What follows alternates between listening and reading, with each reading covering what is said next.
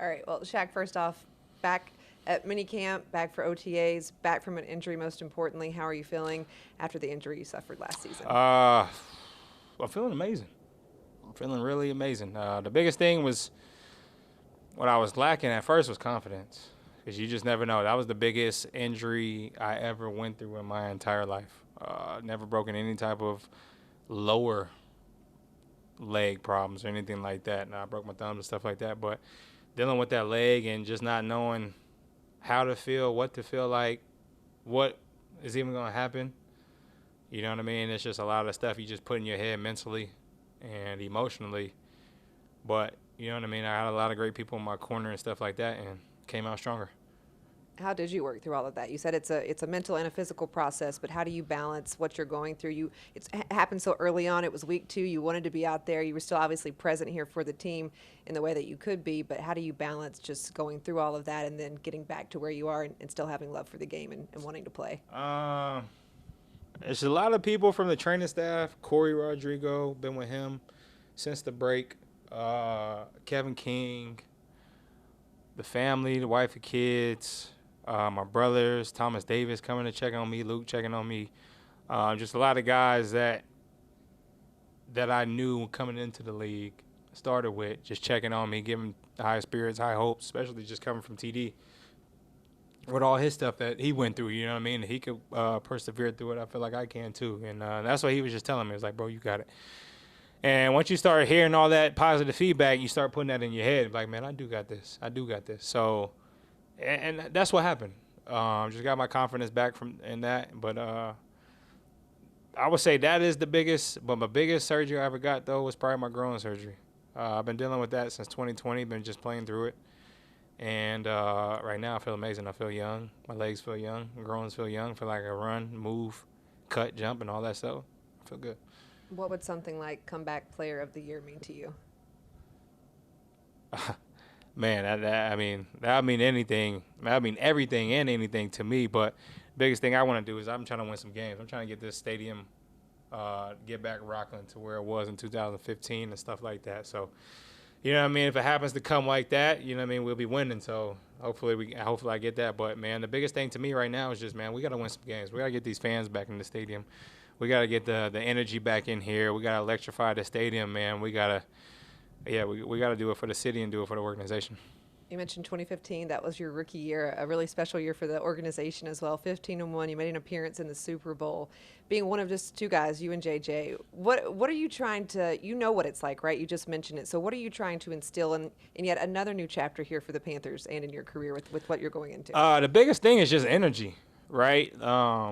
Everybody, well, my rookie year, we had Dean Marlowe, Trey Boston, and Lou Young. Those are our 3 energized bunnies. Regardless, at any type of day, it didn't matter if it was a hard day, a relaxed day, it didn't matter if you felt down. Those are the 3 you could count on to have energy and to bring every and anybody up. So the biggest thing what I'm trying to instill too is energy, right? If we get this energy right, who knows what this place is going to do? Who knows where this team is going to go? Who knows what type of confidence you're going to have, right? And that's what it feels like every time you walk in this building, just from the staff to up top to down low, is just the energy, the vibes of the building. It's a little different. I think probably a lot of people are just relaxed and it's just like, man, let's do it, right? And starting to believe. So I think that's the biggest thing. Is like, you got to believe, you got to have energy, you got to have confidence, you got to have faith, and you just got to be a dog. Yeah, we've heard that dog mentality mentioned from the top all the way down. How are you making that dog mentality something that the part of the defense is going to have this season? A dog to me is, I take dog as like somebody who's gonna go out there and bust their butt every single play. Mm-hmm. Don't complain, don't whine. Every play is go, go, go, go, go. But also, what people leave out is a dog is somebody who's gonna play through an injury, regardless of a high ankle sprain, a low ankle sprain, a groin, a shoulder, whatever, a knee, whatever that stuff is. To me, that's a dog. You fighting through something to be out here with your teammates. That's a dog to me. There's a lot of people who get those type of injuries and be like, oh, I can't go. You're never gonna be 100% ever. So if you can move, you can walk, you might as well play. You know what I mean? We need every and anybody on that field, especially if you're one of those guys, one of them dudes. We for sure need you out there. So that's when I think of dog. I think of all those, but I also think of who's going to play through an injury when we really need him. Who is going to do it? You know, so that's what I think about dog. When people say I need a dog, I better see it in here and in here. Yeah. You also talked about the energy. Coach Canales said when he came here, he wasn't sure what type of culture he would be walking into, but he said he was so happy with what he already had established here that he didn't feel like he had to do that much. He talks about the presence in the locker room, from the music playing to all the energy he's seen during OTAs and minicamp. So what do you think it is? You've been a part of so much and so much change, but that he would be able to come in and still see a culture that he's excited to be a part of, but also expand on? It's just, I would say, us just keeping the standard from where it was, but also, what's up, Bryce? Everybody's Bryce Young right here. But keeping the standard that was set here. It's a great standard, you know what I mean? To keep pounding. That's a great standard. That standard is huge. But also just the energy. I think, man, when you go 2-15, you know what I mean? That weighs on you. And if you come in the next year not putting that chip on your shoulder and not having energy, then I feel like it's not going to be there. So I think a lot of guys, especially a lot of guys from last year who was on that 2-15 team, was just like, man, we're not doing that again. We're not doing that again. Like, we're way better than what we put out there.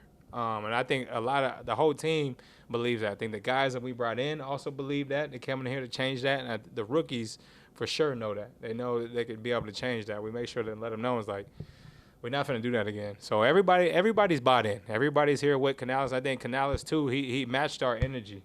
So it's perfect, right? So he's still building his culture, building the energy, but you can build a culture and the energy's still there. The energy's going to always be there. It just got to come from the leaders and it just got to trickle down.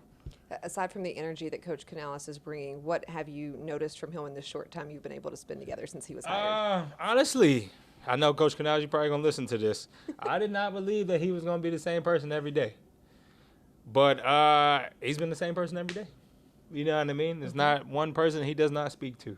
He has the same energy. He's not up or down. He's just level. So that's a good thing. You know what I mean? You would love to see that as a player, knowing that your coach is not like this. You know what I mean? Riding a roller coaster, because then that's how you lose a lot of guys. That's how you lose your team. Once you lose your team and a couple guys, it's over. Right? So that's when that energy goes shoo. Because then now you like this, teeter-totter, and you don't want to do that. A lot of change, especially on the defensive side, with a lot of your guys gone and signing contracts with other teams, but some consistency with having Coach E as your DC again this year. So what has he been implementing this offseason and through minicamp?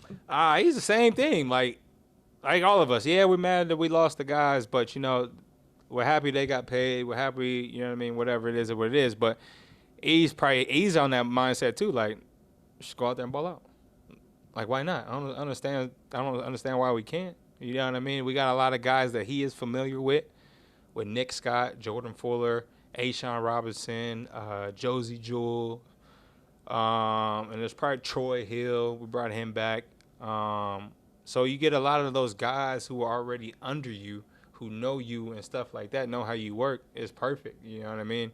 So I'm glad E is back. I think E is a hell of a coach, a hell of a DC. He knows how to control a room, and his presence is definitely felt on that field.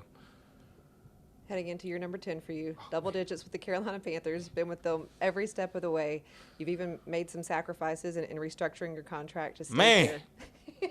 But why stay here? Why continue to be a part of this organization? Why want to spend your whole career here?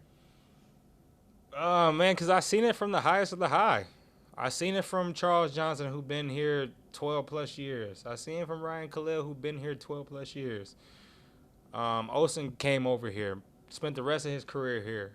Luke got drafted here, spent his career here. TD's same, left but same. So I just want to be a part of one of those Panther legends, hopefully, who was able to retire as a Panther, you know, and that'd be a blessing. But if not, so be it.